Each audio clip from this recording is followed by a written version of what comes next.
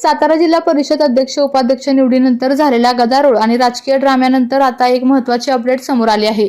साताऱ्याचे पोलीस अधीक्षक तुषार दोशी हे सध्या पुण्यातील रुबी हॉस्पिटलमध्ये अॅन्युअल मेडिकल चेकअपसाठी दाखल झाले असून दरवर्षीप्रमाणे 31 मार्च पूर्वी IPS आणि IAS अधिकाऱ्यांचे नियमित आरोग्य तपासणी केली जाते।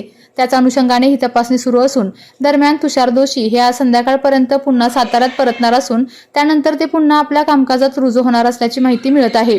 राजकीय घडामोडीनंतर प्रशासनातील हालचालींवर सर्वांचे लक्ष लागले असतानाच ही अपडेट समोर आल्यामुळे आता पुढील घडामोडींकडे सर्वांचे लक्ष लागले आहे।